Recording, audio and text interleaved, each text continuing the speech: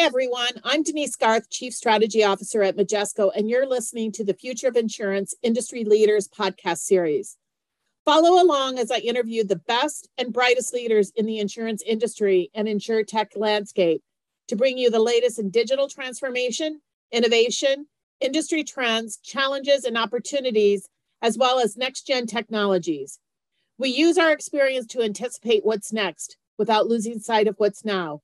Stay tuned to find out your next now.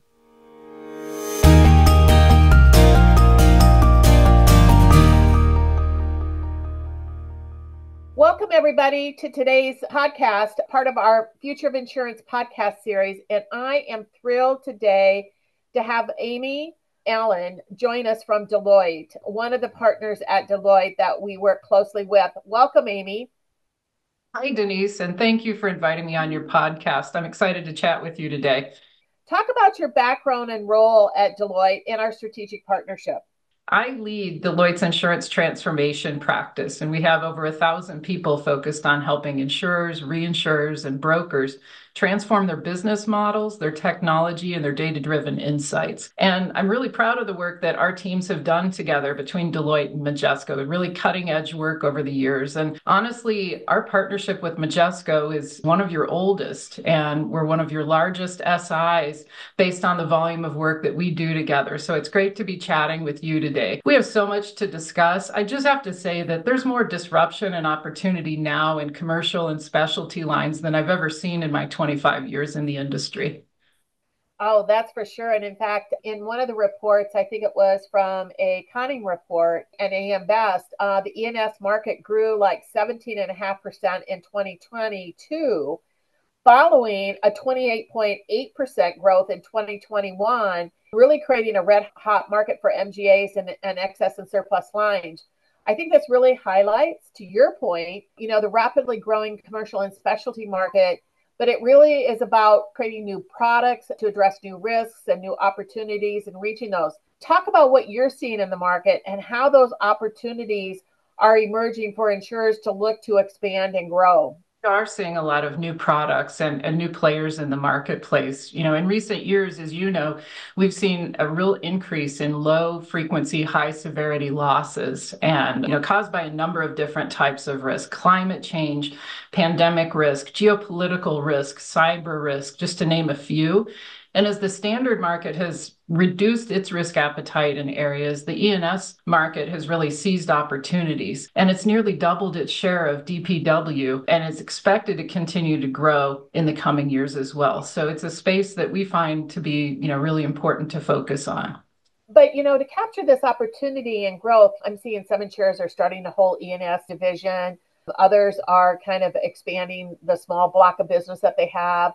Others are working with MGAs to be able to get access to that market. Regardless of the approach, insurers and MGAs need better capabilities than what they've had in the past. What do you see are the top priority kind of capabilities, and how is it different than how maybe they've operated in the past? In the past, a lot of times specialty and E&S insurers relied very, very heavily on the underwriting knowledge of the teams that were assessing the risks. And while that's still extremely important, they recognize that that's not going to be scalable to get to the size and profitable growth that they're targeting. And so we're working with a number of insurers in the marketplace that are investing across a number of different areas. Core modernization so that they can get new products to market faster is a huge area. Data transformation so that they can analyze risks more proactively across multiple levels. Digital capabilities that can really improve that ease of doing business with underwriters, with their brokers. And then also, I would say, reinsurance tools to prevent claim leakage and to better manage all of the different, plans and programs that they have.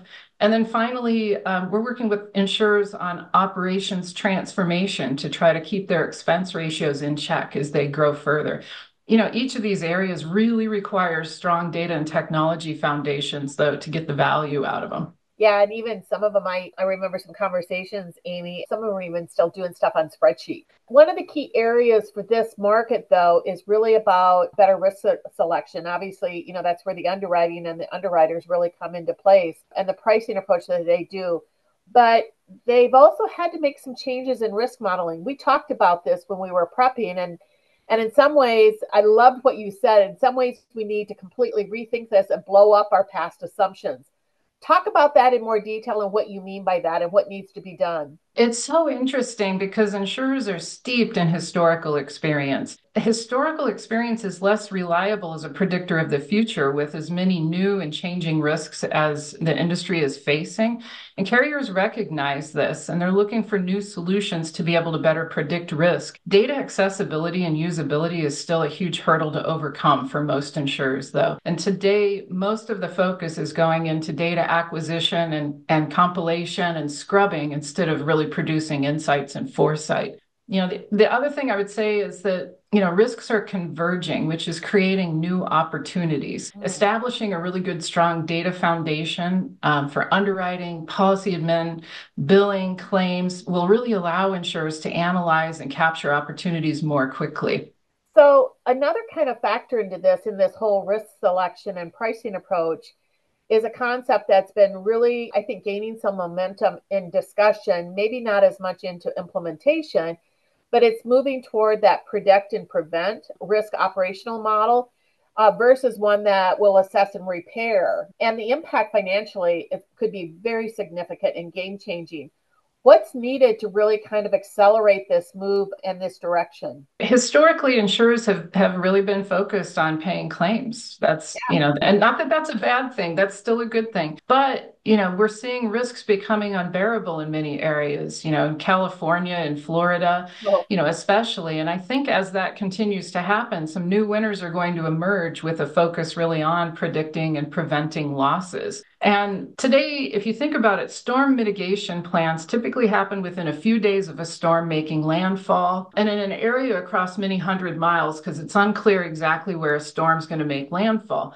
And with tools such as NVIDIA's, they're going to be able to predict landfall within a much tighter area and with much more advance notice, a couple of weeks of advance notice. And this just represents such an opportunity to be able to prevent losses from happening and prevent loss of life, frankly, that the industry really needs. And this is just one example. I think that there are going to be more of these that happen as analytics, continues to evolve in its maturity. I think it was about probably 5 years ago or so, we had a horrible, I mean, just massive storm come through in the summer in Omaha with hail. And, the Midwest is known for its hail, but this was big hail. We've never had a claim on our homeowners. We had a claim that year, 140,000. Because it ripped our roof off, which was a shaker roof. It broke all the seals to all of our Pella windows, and it did some other damage. And by the time you kind of get that all added up, it was pretty costly. Replace all the windows, replace the roof. But what was interesting when we started looking at roofs, we bought a roof that's kind of that. It's got a 100-year warranty on it, and it looks like slate, but it's rubber, so the hail just bounces off. Yeah. That was kind of like a prevention type of thing. As a result, our insurance actually went down because roofs are one of the worst things to get damaged from a hailstorm. So, that's kind of like a small example of that kind of prevention. We didn't know that at the time, but the adjuster that came out from the insurance company actually recommended that to us. And that because we had a high-end shake roof, we could actually replace it with that kind of a roof at the same cost. Those little examples that insurers can really kind of do. Absolutely. And they've done that historically as well. The insurance industry was one of the big advocates for vehicle safety and seat belts and things. Yep. And, certainly with the losses that are going on, in homeowners with roofs and big storms, they can become advocates for this as well. That's great to hear. You talked a lot about data and analytics being a crucial element and foundation for the industry, particularly for risk and pricing. And we've had AI machine learning models that are predicting a lot of different things over the last 10, 15 years. And now we've got this emergence of generative AI, and it's the hottest darn topic in the industry. And from my perspective, I think it's really turned data and analytics from a long-term kind of incremental investment to a near-term reality that it's a must-have, and it's upending and accelerating the focus on and advancement in adoption of data and analytics. And I've heard a number of insurers, some of our customers even talk about it this way, that they want to consider themselves data and analytics companies. And for the first time, I think, wow, we finally are getting an understanding that data is the foundational element of what we need to do as an industry. Kind of talk about that and expand upon that a little bit more and what you guys are doing, what we're doing together and what you're seeing. Love that data is the foundation of the industry. I happen to agree with you. I think it absolutely is. I think that having exceptional data and analytics capabilities is required to be successful and to be able to be growing profitably in the future. The risks are just too complex to not have that capability. It also, is such an important capability to better understand the clients and customers that insurers are working with and what their needs are, and to be able to produce better insights for them. So that data and analytics capability is so essential to insurance and to risk selection. I would say that there are a few other capabilities that are super important as well, though. The first one that comes to mind is just having a world-class ability to execute. If I'm being honest, most companies are not set up to take action as quickly as they would like to on the insights that they can produce today. And as we look at what's happening with Gen AI and with other, AI, ML, more and more insights are being produced, but the ability to take action isn't keeping up with that. And so really honing that ability to execute and rethinking governance models that hold back the ability to execute, rethinking, ways of working together and the traditional silos that organizations typically have and how those hinder the ability to execute is going to be super important. Honestly, there's another component though that I think that doesn't get enough attention. And that's the fact that, the insurers that are getting the most value out of their AI and ML and Gen AI investments are absolutely fluent in their own data and in their processes and their business case for change. They've gotten past we're looking at the data, we're handling the data, we're experimenting with the tools, and they're fluent in that business case for change and how it connects back to their business operations and what they need to do to achieve outcomes. And that's easier said than done. That is really challenging. But I think to get the most value out of being a data and analytics company, you have to have those other components as well. You hit on something. I'm going to take a divert here for a second. You hit on something that I think is really important, and that is, how does it impact the processes and how does it impact the operational model? So often in the past, when we did transformation projects, it was more like an IT project, rip and replace, versus both an operational model and a technology project together. When we got the technology implemented, we didn't really optimize it for today's era of processing insurance or our new era of employees or a new era of customer experience. And I think that's the real kind of kicker now, is how can you kind of rethink that and leverage the technology, particularly if you've got Gen AI embedded in there. You don't have to think about your processes. Well, this is what we've always done, so we want to do it this way. You can kind of completely change what it is that you're doing, right? That's exactly right. I think the same as last year, or this is the way we've always done it, is one of the biggest stumbling blocks that big transformations have. And, there's that tension there. We're implementing new technology, but we have to be thoughtful about not just replicating the way we've always done it, and at the same time not going so far off course that we're customizing and it's not going to produce value. Finding that happy middle where we're improving the processes, we're improving the outcomes from a business standpoint, from a client customer standpoint, from a risk insight standpoint, using the technology rather than just leaning on the technology and expecting it to be the magic solution without doing anything else. So obviously technology is a crucial element and for the foundation for the business going forward, but it's got to be able to really adapt and enable profitable growth. It just can't be taking our old legacy or new legacy systems that maybe aren't in the cloud, that we've kind of put band-aids around it or wrapped a bunch of stuff around it to try to make a good customer experience or a good agent experience. It really requires different pillars in this technology foundation. What is it that you see as some of those pillars, Amy, that you guys are really focused in on? We tend to start by focusing on the end users, whether that's, your underwriters or your clients and customers and your brokers. And so for them, it's so important to have a modern digital experience so that they can engage with you in the way that they need to or want to and get the information that they need efficiently. Over the years, we've found that about 70% of incoming calls into insurers are for routine requests, mostly status, mostly billing related types of requests that could definitely be avoided if there was a good modern digital experience that provides good insights into where things are in the process. Getting the right digital capabilities in place can really free people up then to be able to take care of what they need on their own and shift the focus more to substantive risk management topics. That modern digital experience is the first piece overall. I think that, there are a couple more pieces that I would call out. Underneath that, you have to have a flexible ecosystem. I know you know this, of course, a flexible ecosystem that's got a modern integration layer to connect with brokers and other partners seamlessly. And, we fully recognize the pace at which all of the solutions and sources of data is changing for insurers. And so having that modern integration layer allows them to incorporate new capabilities and data insights quickly as the business needs change.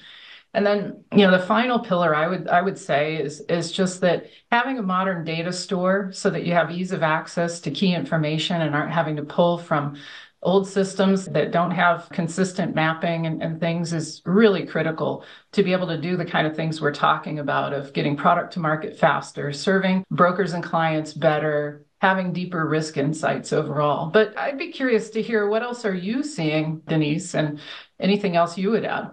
I would add a couple of things. I think it has to be in a native cloud environment because so much of what we're seeing now, even from a data and analytics standpoint, is all up in the cloud. And if you're not able to really effectively leverage that, I think that's a real stumbling block for people. And it also gives you that elasticity to kind of, flexing as your business is kind of growing. That I think from an operational cost perspective is really, really important. The other aspect I would say, it's really around the overall architecture of the solutions.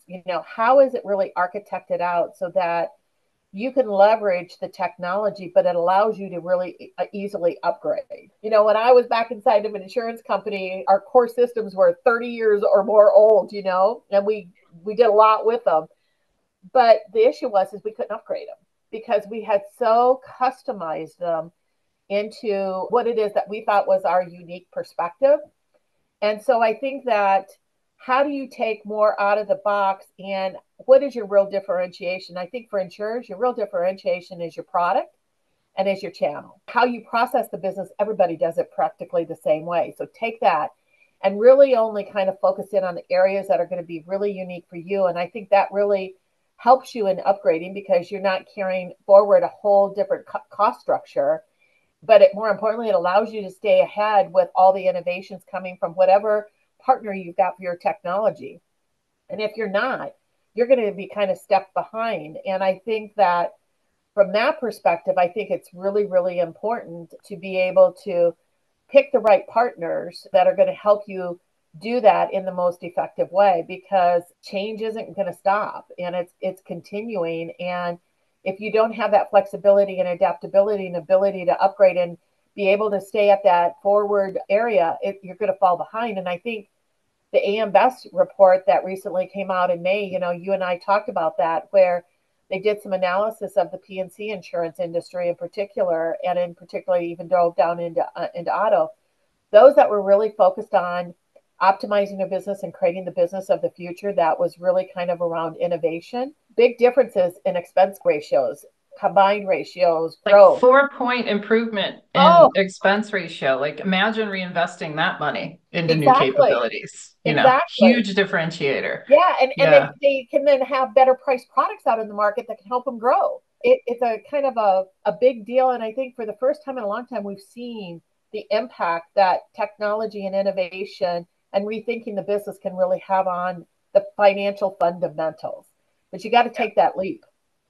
You do. I think that there's still some just kind of muscle memory from the past that creeps in where, historically the mentality was we've got to get it all going in because we might not get another release. We might not get another chance. And, since that time, many insurers have embraced more of an agile delivery model and, looking at new features, to your point, in the cloud. So new features are coming from their partners as well all the time. And so it really is a good time to refresh that thinking and not go in with that mindset of we have to get everything into release one because we don't know if we're going to get funding for any more releases in the future. And instead focus on, the things that really matter most of, speed to market, better risk insights, minimizing total cost of ownership, and being very selective about where investments go to try to customize and create differentiation. It's a Yeah. mindset shift.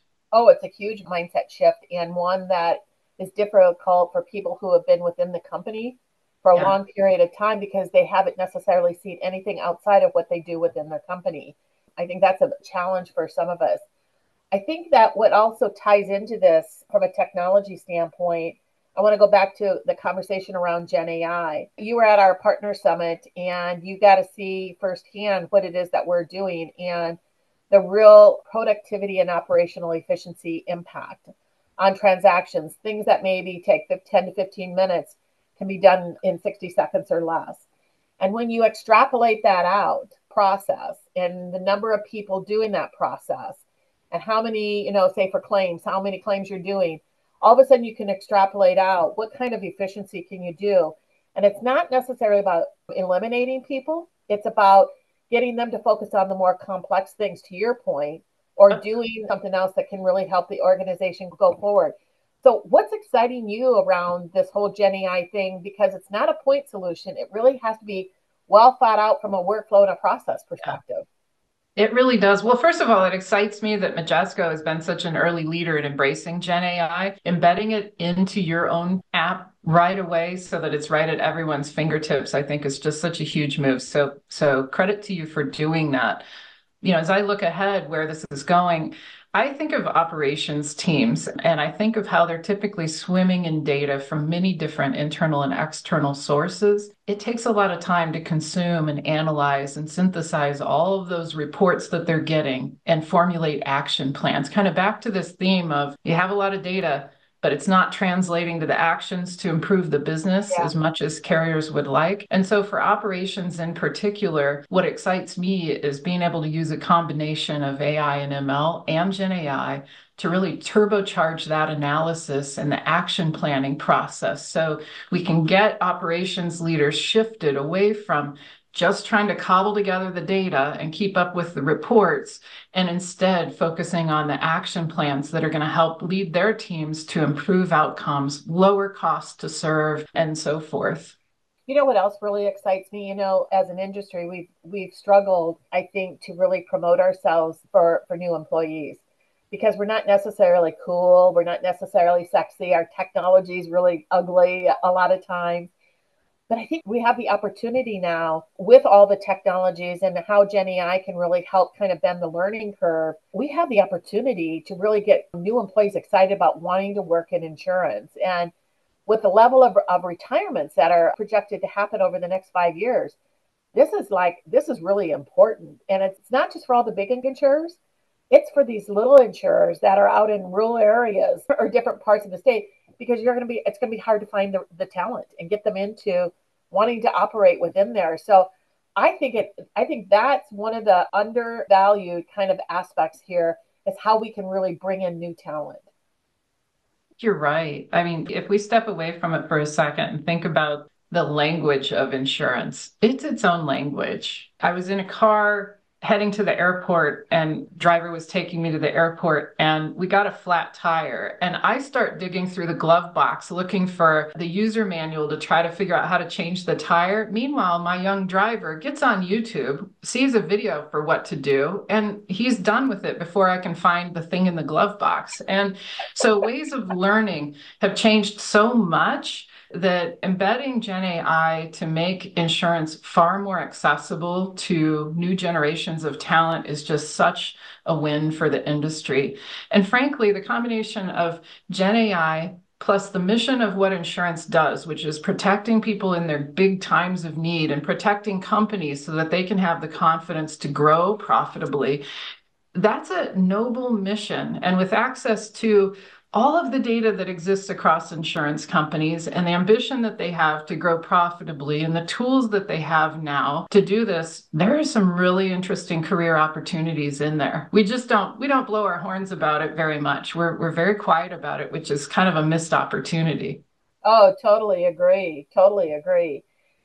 So, as we kind of wind down the podcast, Amy, one of the questions I ask everybody, and to tell you the truth, we're nearly 100 podcasts or more, and we have very little overlap in this.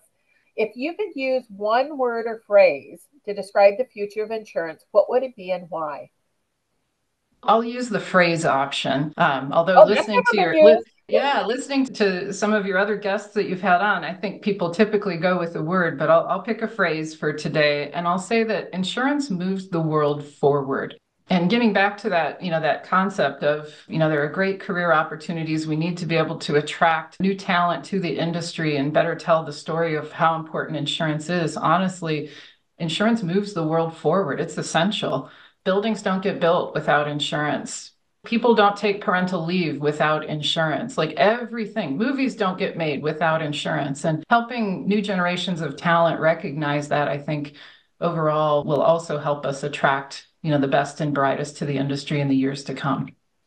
Yeah, I can't agree with you more. I think the noble cause of our industry really would resonate well with this younger generation because they're looking for a purpose Yep. and a value of what of the places that they work. That's just kind of like in their DNA. I think we have to highlight that a whole lot more, and then on top of it, just make it easier for them to do that work so that they feel good about what it is that they're doing.